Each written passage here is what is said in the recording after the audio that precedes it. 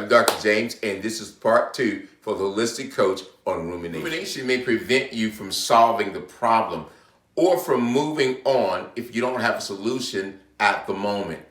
Try to unhook problems from each other to see if you have an actual problem that you can solve or just a worry to eliminate. One example of this is a man who decidedly depressed and anxious about his work life, which was fraught with debt, angry colleagues, and overwhelming reports for expenses and hours put in.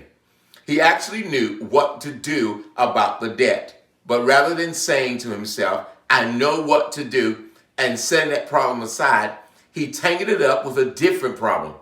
I know what to do about the debt, but everyone will find ways to tell me that they're angry about it. Now he was ruminating on what to say to make them less angry.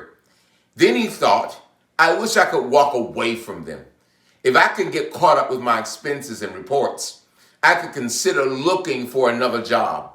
And he began ruminating about whether he could find a different job. The problem had nothing to do with how he wanted everyone to be happy, and neither affected finding the time to do his paperwork, none connected to how hard it was to find new work. But he connected unrelated problems and now could not let go of any of them. If this kind of rumination sounds like the way you go from one problem to another, coping strategies that I want to talk to you about. One is make a list of problems on your mind and put them in columns, side by side, so that you can see if there's any connected parts. Number 2, identify.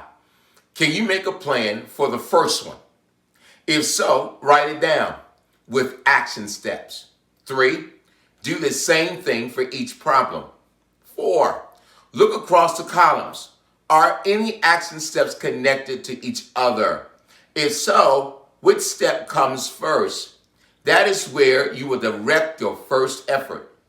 If they are not connected, then pick which action plan you will attend to first. See if one problem in another column has no solution. Then write down a date when you might have more information to make it useful to think about it again. This is now just worry. And until it's possible to find a solution, you do not need to think about it in the meantime. 6, when any of these problems comes up, say to yourself, stop.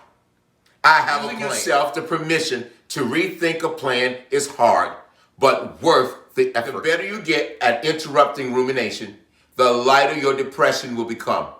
It is possible to stop brain patterns that contribute to anxiety and depression by stopping rumination. It gets easier the more you practice, so stick with it. You will soon be able to do it automatically. As you can see, rumination is not simply just get over it. Just get over it doesn't work. We have to have action steps. Call my number on the screen, 240-383-4800, and my staff will give you an appointment either online or in person.